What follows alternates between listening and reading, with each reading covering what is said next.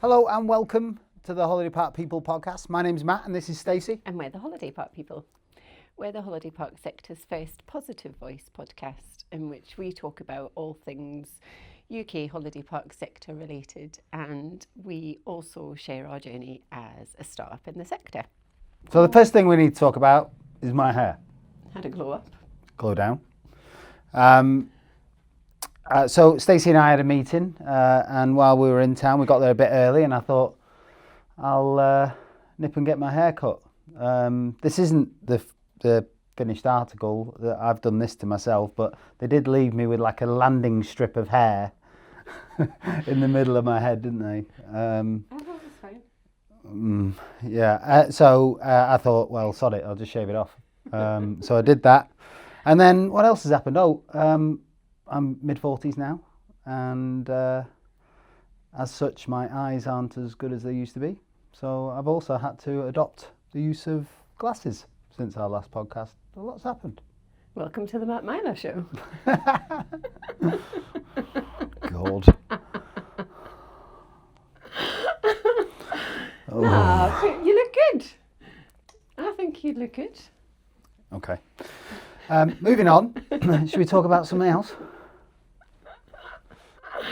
It's well, I think it's like double transformation, isn't it? I know, it's a lot. We'll see people that have It's a lot. Not even my phone's Face ID recognises me right now.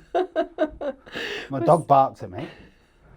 We see people that were only seen it like 2 weeks ago, and they're like, "Oh my God, Matt, are you okay?" What happened? Like Phil Brittany. Cheers for that. Oh gosh, I feel a bit like we've had a bit of a change in setup because we've been filming some episodes with some guests, so all three of us can't fit on the couch because that'd be weird. Yeah, so we've had a bit of a change in setup, but now that there's only two of us at the setup, I feel a bit weird. I feel like a newsreader, especially you with your glasses on. Like I feel like a newsreader. Like. So yeah, what's been happening? We've been out and about a bit, haven't we? Since we have been out and about. Since our last episode, there was a couple of shows. We went to Haydock. Haydock. Yeah. Which is good. I think it was, by all accounts, I think really well attended over that weekend, wasn't it? And fair play actually to the businesses that had gone to a huge amount of effort to put that show on. And what else happened when we went to the Haydock show? Who did you meet? Not at the Haydock show, right? But the day before. Well, so Matt and I were in Liverpool, and we were checking into the hotel. And isn't this weird? This is like a weird situation, you know. Like we've been really good friends for a long time, and isn't it weird how like you can be friends with someone for ages, and then like suddenly you find out something about them, and you're like, how did I never know this about you before? Particularly about this obsession, yeah. So it's one of them things I feel like I should have known.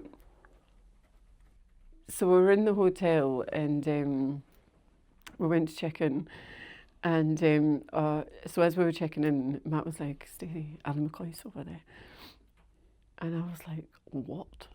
So I'm from Glasgow, a football fan, and I, as it turns out, have been obsessed with Ali McCoist all of my life. And so Matt was just like casually like, Ali McCoist's over there. So I lost my shit. And well, you actually froze to start with. Well, Matt was like going he was excuse me, he was going out the door. So Matt was like, go and have a photo taken with him. Absolutely balled it, didn't I? Like I went to absolute shit. I couldn't do it. And he was like, go on, and someone else was having, and you know, I don't know, it's weird, isn't it? Because like as much as I was like, I've never been starstruck before. Like I've never had like the concept of it. Like people are just people, aren't they? And Clearly not. Well, I know, but what was I like? Like, I just bottled it. So, anyways, I didn't go and have my photo taken with them because I just, was an absolute wreck. So, anyways, our rooms weren't ready. So, the guy in reception and said, go and have a drink in the bar and we'll give you a shout when your rooms are ready.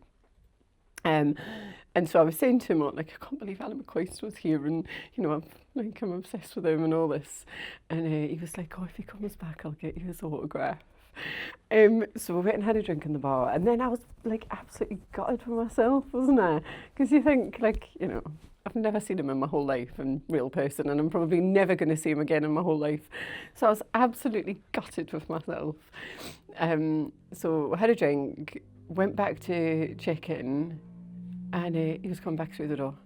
And by this time, I'd had a glass of wine in it. So I felt a bit more brave.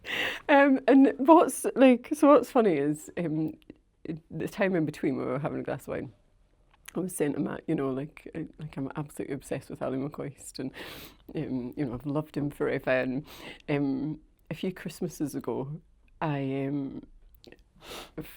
got a T-shirt with Ali McCoist's face on it, which I understand sounds extremely weird. It is Slightly. It is a bit weird, but anyway, so I've got this T-shirt that I got for Christmas, and it's got Ali McCoist's face on it. So I was telling Matt this story.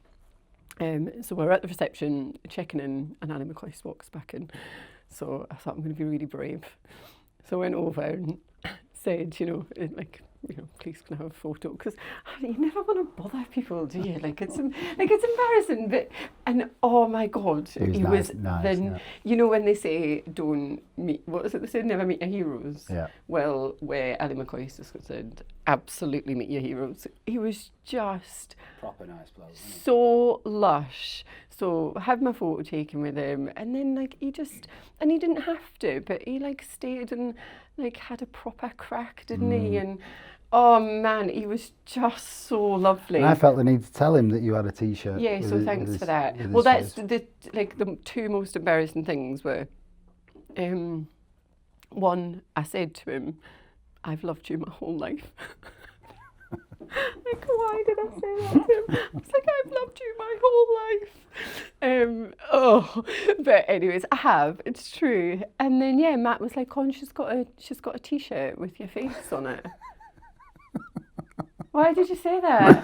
Oh, I just thought he needed to hear it. And he was like, "Have you?" Have you? And I was like, "Yeah." The poor guy is probably thinking, this hotel needs a security guard right now. Oh, he was a proper good bloke. He came over, had a chat with me, didn't he? So lush. Oh, yeah. I was mind. Again, I lost it, didn't I? Yeah. My whole body was shaking, wasn't it? Yeah. I was so overwhelmed. I don't know, he was so lovely. So, dearie me. Dearie me. So that happened the night before I went to Haydock. So I've been down and out on that ever since. I haven't shut up about it, have I? I was totally buzzing. And I text my both my brothers are football fans as well, and so I text my husband and my two brothers the photo of me and Ali McCoist. All three of them, same response. Did you tell him about your T-shirt? I was like, no, Matt did though. So thanks for that. But no, that was ace. Haydock was good. We were at the NEC last week. Yep. Do you know, wasn't it really busy? Absolutely rammed. We went on Thursday as well, and do you know, it's really positive, I think, this, because when we turned up in the morning, that's a different story. When we turned up in the morning, the car park was absolutely rammed, wasn't it? And you were saying, is there something else on here today? No, it was so busy. 13,000 people during the week on a Thursday. Yeah, it was really busy, and you just think for the sector that this is really lovely to see, because it doesn't feel like the most negative, the most positive. It doesn't feel like. Well, we went to the same show last year, didn't we? No, yeah, nowhere near as busy as that. No, but I mean, we parked right across the road from the hall last time. It was that. Yeah, no, it was just really positive, and it doesn't feel like the most positive space at times, our sector. But you turn up to that show, and it was just incredible, wasn't it? It was really, really, really busy. So that's. Do you know the highlight of that though for me was when we were walking round, hearing bottles of champagne pop in and stuff like that, because people have bought motorhomes or tourers, and But it didn't just happen once or twice. It was all the time, wasn't Yeah, it? It and just this was wherever you early in walked. the morning as well, Yeah. wasn't it? I mean, it's early to be drinking, but why not? Yeah, no, it was really good. So yeah, we had some good meetings there and some positive conversations. Yeah. And so yeah, it was really good. And it was just really positive. I couldn't believe it. And we'd spoken to some people that were exhibiting. And they'd said it was really well attended, and the expectations for the weekend were really good. And It's good to see a static holiday home there as it was well. brilliant, yeah. Really, and it's sold. Yeah, absolutely brilliant. yeah, Yeah, brilliant. really, really good. So, no, it was really positive to see that. It was cool. Yeah, it was. Yeah, it was. good.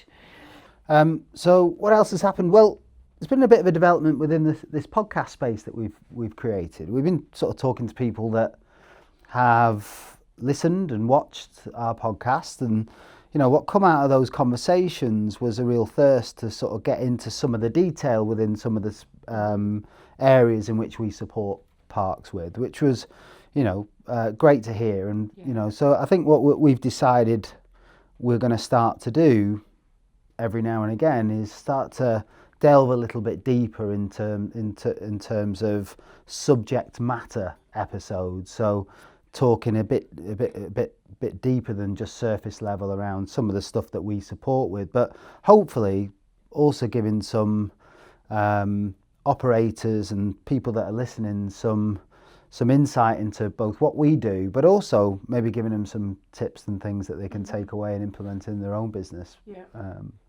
Yeah, and I think since the last couple of episodes, we've had quite a lot of new followers, haven't we?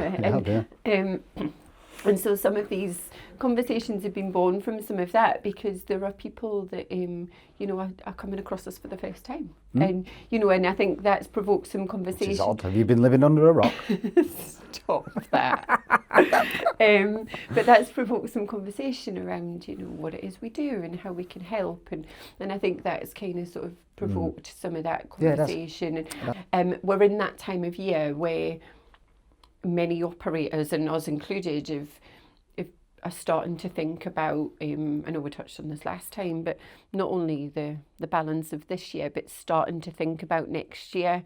And so hopefully we can provide, a bit of, like you say, practical perspective in terms of some of the stuff that we would typically do, both as, experienced operators, but also in our business and in the capacity of consultants in an agency, and yeah. And I suppose the area that we've started to do that probably more than others right now is in the marketing space, right? Because there's a huge amount of thought and effort and thinking that needs to go into next year before you even get close to it, right? Yeah. So, I mean, in terms of 2025, 2024, the landscape has remained, fairly static. We haven't, we've seen some green shoots, but generally it's still a contracted market. It's tough out there. We know that. We see that across all the operators we support and those that we don't. Within that marketing space, though, and given not just the last couple of years and the last year in the holiday park people, but with sort of all your years of experience in terms of creating strategies at a high level for the previous operator that you work for, what sort of things should most businesses be starting to look at now in terms of marketing and making sure that that transition from one year to the next, given the backdrop of everything that has been going on and continues to go on, what sort of things should they be listening or looking at right now? The starting point is always, in my opinion, in our opinion, much further away from what marketing channels are we going to use and how much are we going to spend, because you need to understand what it is you're selling. Yeah, I think is our view, and that's interesting though. I mean, because I'm sure that everyone listening to this from the sector is really clear on what they're selling, and that might be a holiday or it might be a holiday home. Yeah. What do you mean by that? Well, like, because your business has to be much more than that. Like, otherwise, because the space is so competitive, isn't it?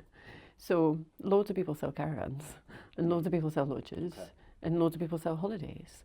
So I think understanding and being very clear about why people come and buy from you. And what's mad, Matt, is... Mad Matt. Mad Matt. Loads of businesses don't know the answer to that question. So, you know, that's where I would always start, is what is your proposition? And even if you're an established business, I would still revisit this all the time, because your business evolves all the time, and you know, it changes, your customers change. So I think really understanding your proposition and what it is you offer, what is it you're selling, and how or why is it different to anyone else, particularly, you know, those parks that you directly compete with. Because why should I come and buy off you, whether it's a holiday or a holiday home, or, you know, a touring pitch or whatever it is, you know, why should I come to your park with your business and your team as opposed to the park that's 10 miles down the road?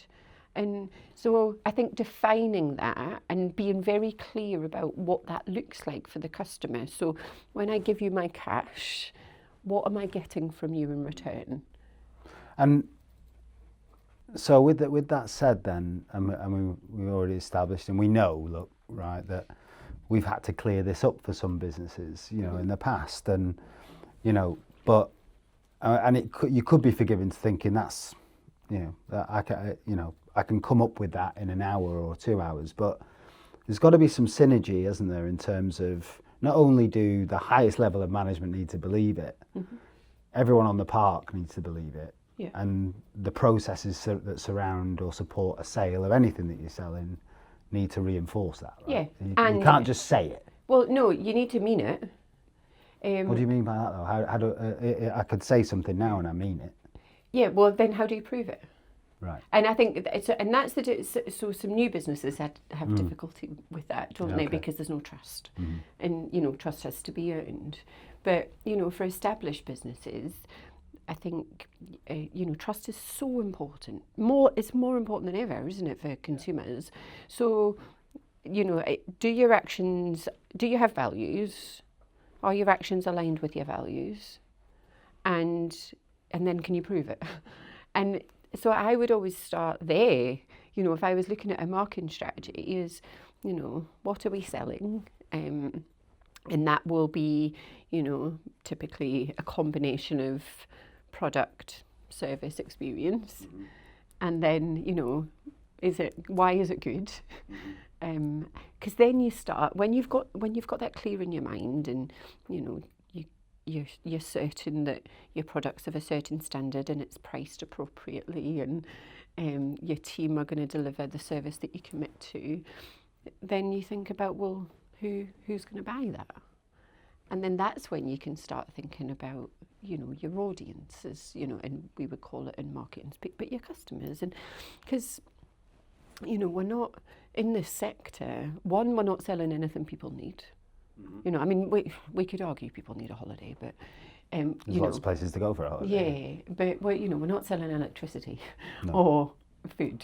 You know, so we're not selling things that people need, and therefore, when the market's contracted and it's extremely competitive, so it's not a mass market product.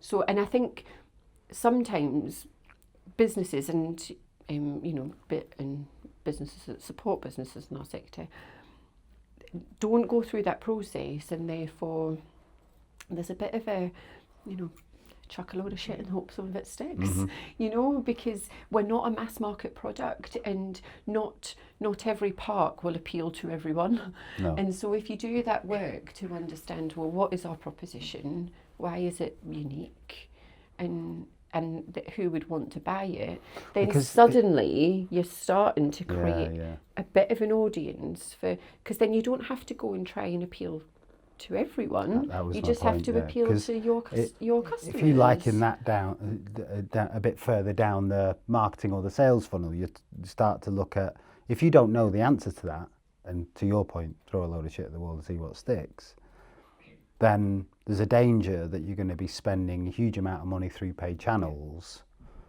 and yielding no results or poor conversion, right? Yeah, in an extremely competitive market that's expensive. Mm-hmm. And so, but then, so yeah, I think when you, and the key to this for those businesses that are established is your existing customers. So, you know, I think any marketing strategy for me would always start there, because, you know, for most businesses, you've got, if you're fortunate enough, if you've done a good enough job, you'll have you'll have an existing customer base. So how do you really look after these people? And how do you get them to become your brand advocates? And how do you get them to tell people about your product and your service? Have you given them the best experience and the best reason and an incentive to go and talk about you and recommend you and refer you? And, you know, because I think that's where you should start. Well, so you say that's where you start in terms of referrals and all that sort of stuff, but there's a whole load of data there that you can explore in terms of, these people have already bought a holiday or a holiday home, and, you know, from that data alone, you can start to identify quicker than any new business, I guess, that who your customer is. How do you find more people like them? Yeah, how do I find more people like them? And I think that the point you made a little bit ago, which was around, you got to mean it. Mm-hmm. I mean, the thing that instantly popped into my mind then was, how many businesses today are saying or making statements about, we're sustainable, or, you know, and when you talk about how do you mean it, you know, these customers that we're starting to see come through in Gen Zs and all that you better mean it for them, because they're gonna.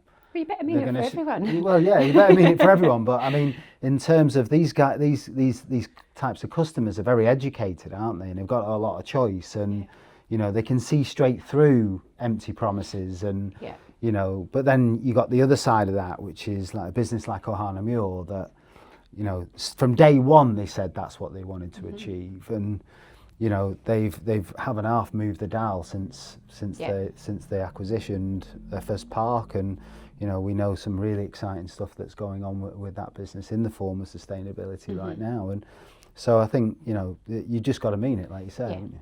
Yeah, and I think, and it, you know, if it so whilst we're talking about marketing, I think it comes back to your values, and, you know, and again, if you don't have a customer promise or a service commitment, or, you know, whatever that's called, or whatever it looks like in your business, I think that's a really good place to start, particularly with service. So, you know, there are millions of businesses that will say they'll give you great service, but what does that look like?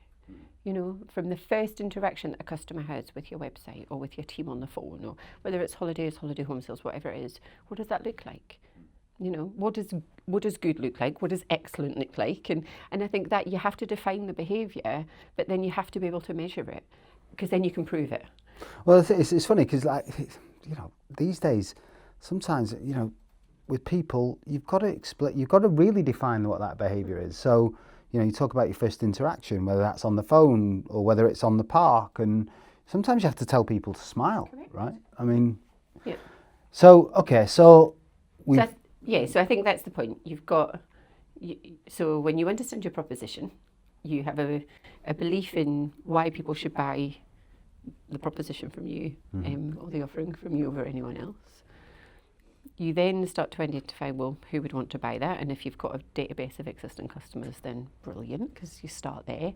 One, have we given those people enough reason to come back again, to tell other people about us, recommend, refer, etc., leave reviews, talk about us on social, etc., etc. But then also, what can we learn?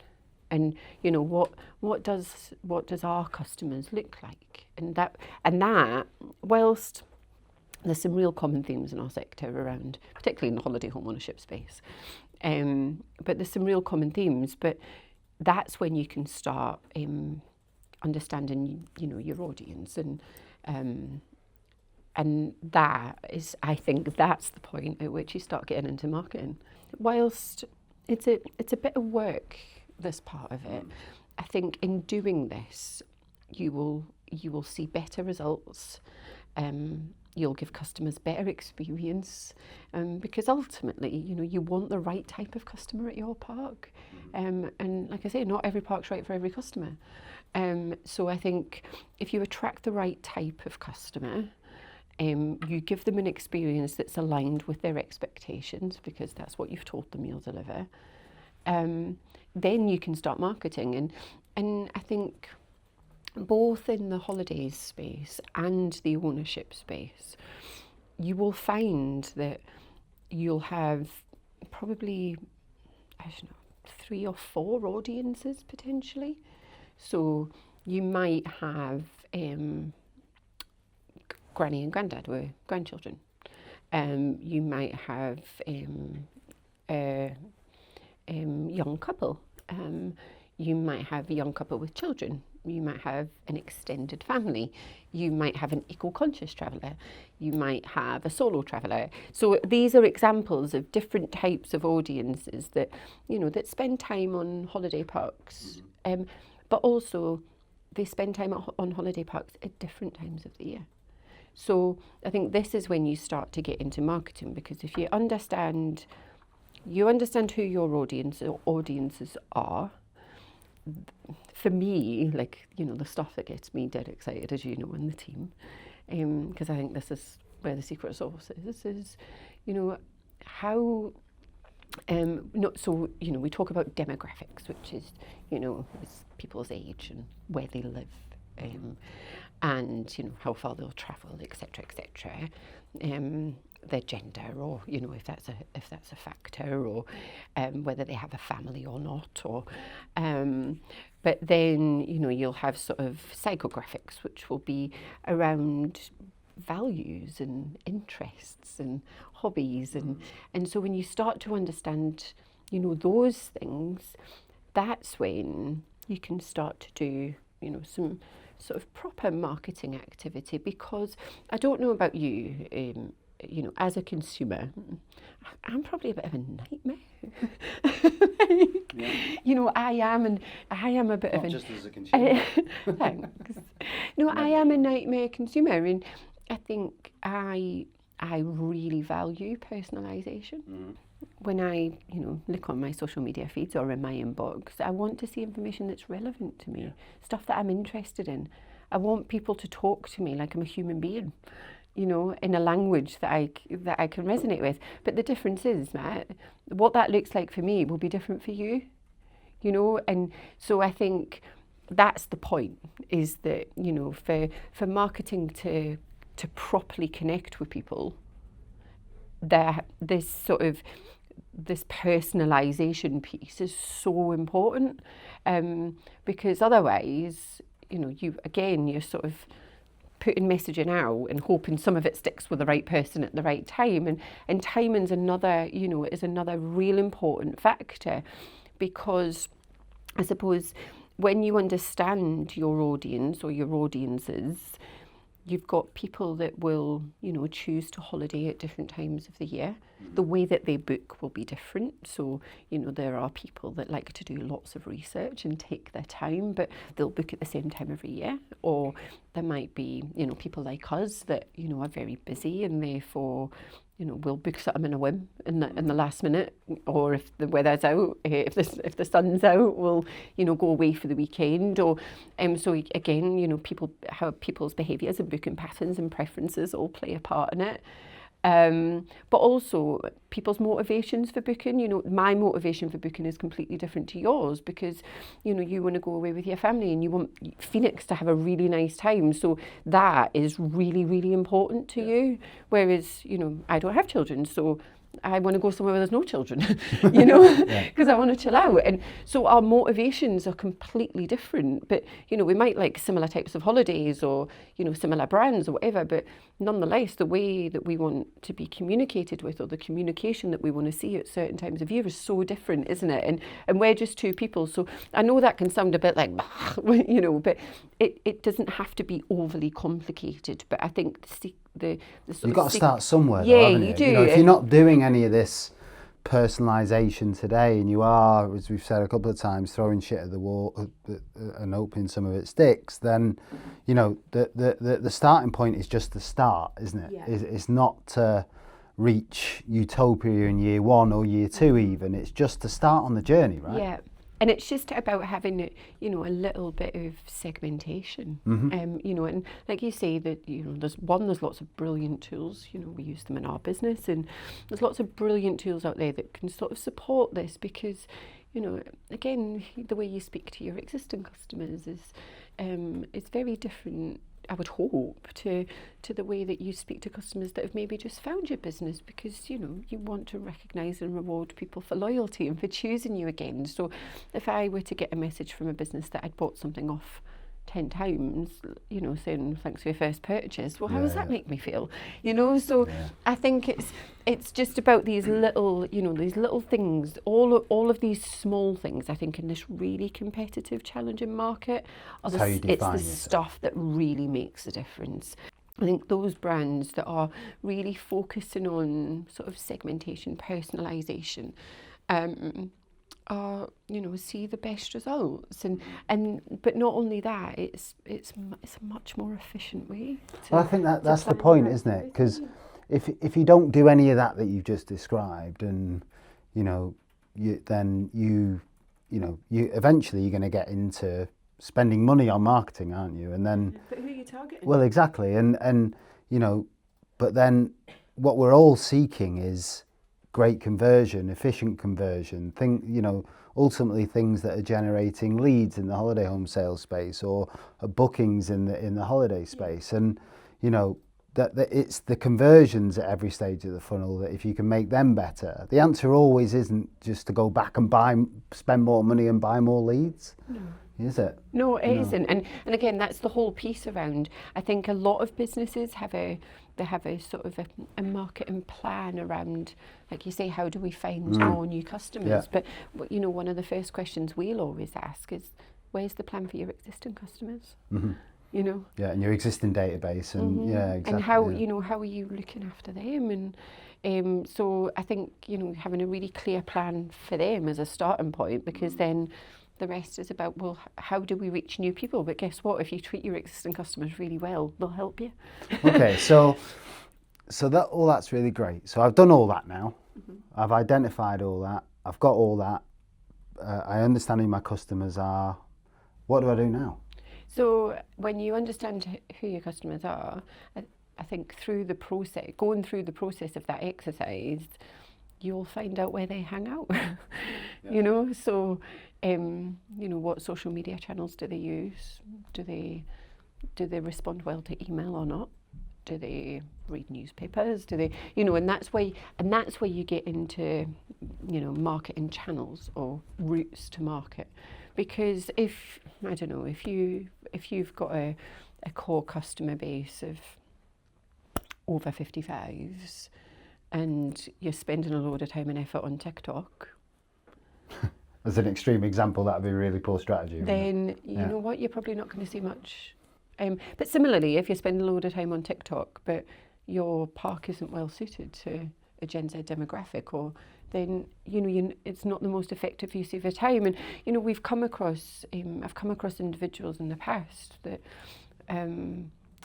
you know, spend a load of time on Facebook, and I say, well, you know, tell me about your customers. And it's like, well, you know, I spend 10 hours a week on Facebook. Okay, so, and how is that going for you? Oh, well, I haven't had anything from it yet.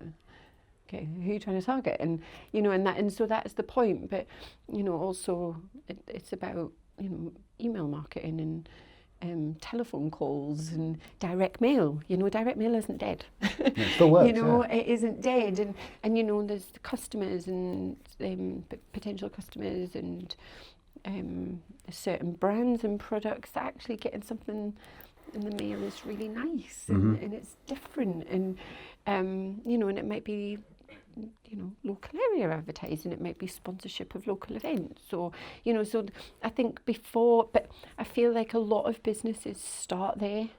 Okay. So I missed out all that. Yeah, so they start there, but a lot of it just feels like a bit of a punt, or I don't have a really clear plan about, how I'm going to grow my business, or how I'm going to take my offering to some new people. So a lot of businesses start there.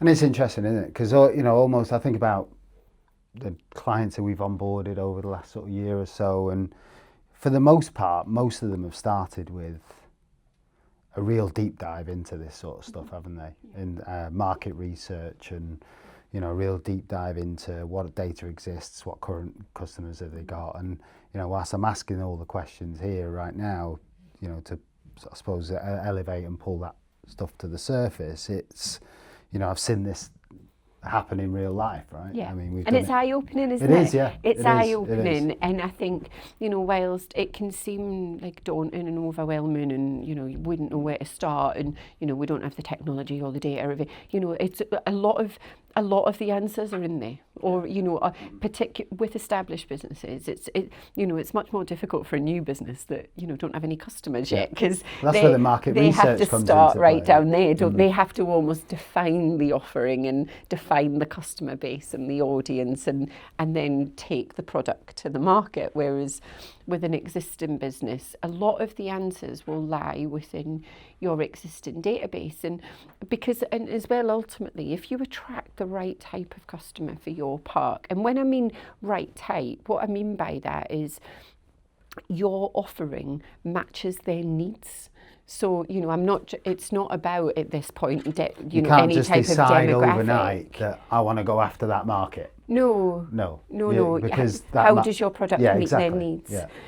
But when you get that right, it's gold dust, because you've got customers that are delighted, and therefore you give them a great experience, because, consumer expectations are so high, and I think when the market's contracted, and I think especially when people are feeling it, which they have been, and when you've in got the pocket, you mean? Yeah, in the pocket, yeah. And I think when customers, are saving, or making sacrifices elsewhere so that they can have a holiday, or they can, they can buy a holiday home, then their expectations are going to be high. So they should be high, and so I think it's if your proposition can meet their needs, then they're delighted, and then that makes finding more new customers easier, and a lot of the time your existing customers will do it for you. I think you said it right at the start. I mean, it is a competitive space, right? Holiday, gone are the days where I can't think of one region, one area really where, I'm talking about areas in which holiday parks have been around for a long time.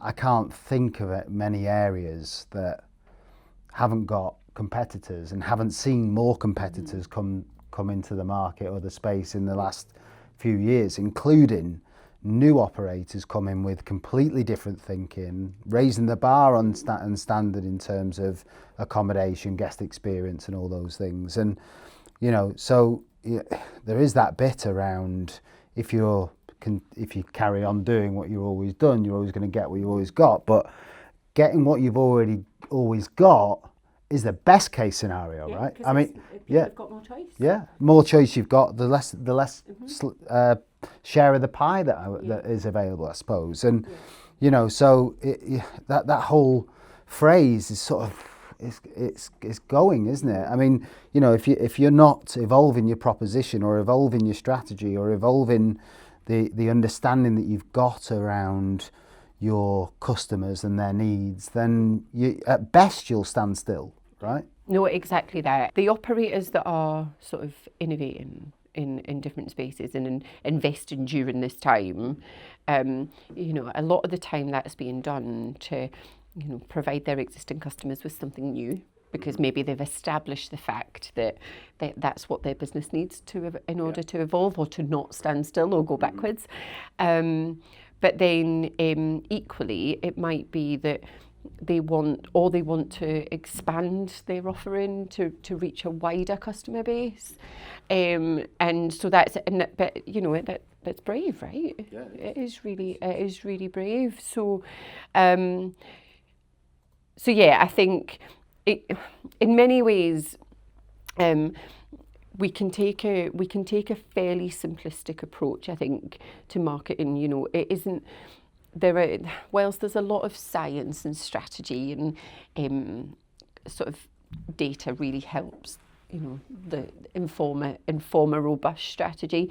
It doesn't have to be really, really complicated. And I think, you know, for the businesses that we support of all shapes and sizes, we sort of try and cut through that, you know, that noise. But I think some of that is because we've got all the technology and, you know, we've got the ability to, I suppose, do some of this stuff at pace where, you know, I go back to the point, I mean, some of these people listening to this now might think that sounds like a huge amount of work. And, you know, and I think it is up front, right, with very little payback, but you've got to go through the process. And, you know, and then once you establish that, then you quite quickly they can then move into, you know, budgeting and everything else that comes along with strategy, isn't it? And yeah, because that's the point though, Matt, is an interesting one, because it informs your activity pretty much for the whole year, because the customers that we talk to and communicate with today will probably change in February.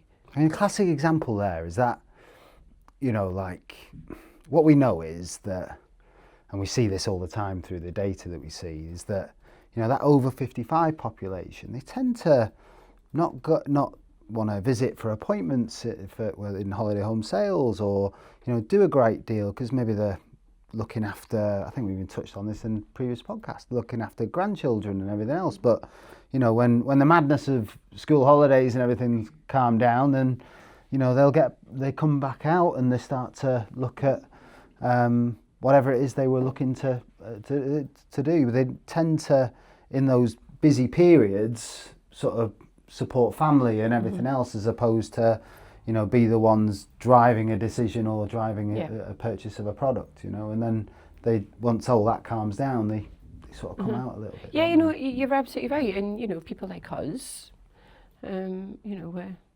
pretty unresponsive during the day.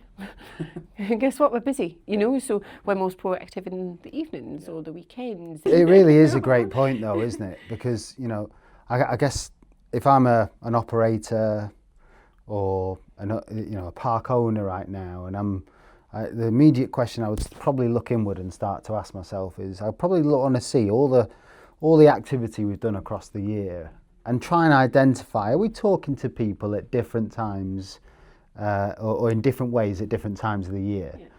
And it'd be an interesting exercise or a bit of an audit you could conduct on your own business without knowing much else. Yeah. But can you see a change in tone? Can you see a change in the audience that you're targeting? And if you can't, then I think that's when maybe going about this process or getting someone to support you with it, whether that's us or somebody else, to really help define what that needs to look like. But and then you get into all the really fun stuff. Yeah. You know, around, you know, imagery, because again, you know, if you're talking about family holidays or, you know, holidays with your grandchildren, well, does your imagery and your photography reflect that? Yeah. Your video, and, you know, does your language reflect that? Does the promotion that that you've got available at that time, is it suited to the people that you're actually talking to? And that's when you get into into all the really fun stuff. But I think things like, I don't know, I'm just spitballing here, but, you know, kids eat free outside a peak. Exactly. You know, it's just that, you know. Yeah, exactly. So I think that, but you can only do all that, you know, fun stuff effectively when you understand who it is you're talking to, and be really clear about why your offering appeals to them, and importantly, can you back that up? Yeah. You know, and because again, for every audience, trust is so important, and often, you know, reviews, feedback, testimonials, etc. from your existing customers is a great way to demonstrate that, you know, you'll deliver on what you've said you will.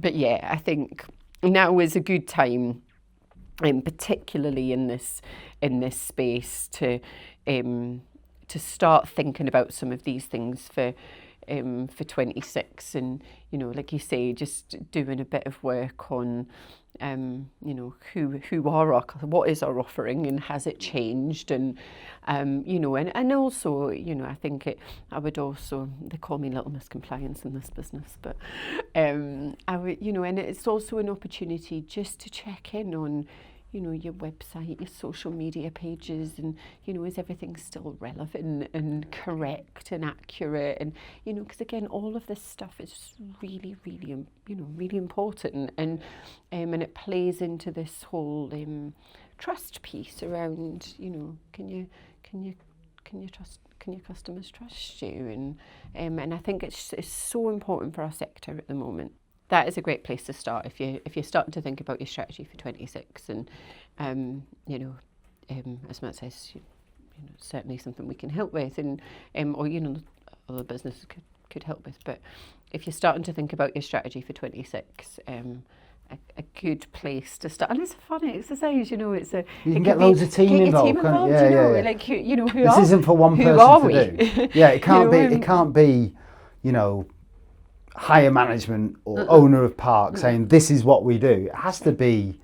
You have to invite. It's a community of both.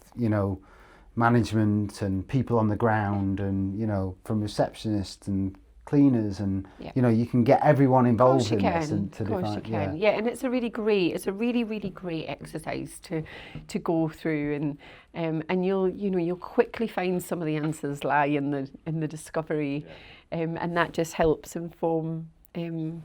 That helps inform the basis of a strategy, and then you can start to think about, well, how do we go out with that? And but you'll typically find that you'll have a much more robust, effective, cost-effective or efficient strategy from a starting point if you start there.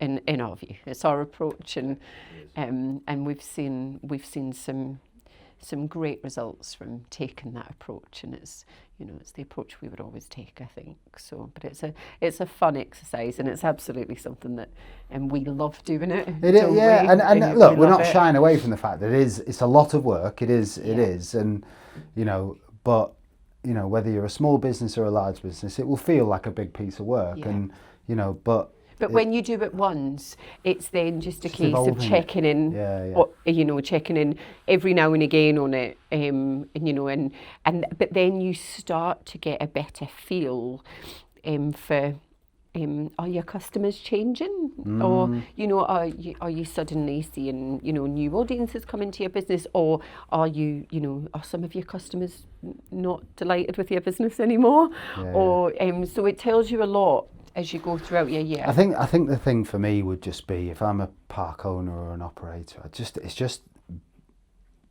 if we're going to make decisions in the future, it's just conscious ones backed by a real clear understanding of the direction of travel we want to move in, and that means that if I understand the market that I've got now, and I want to move to a direction that means I'm inviting other audiences to come to that's a conscious decision then.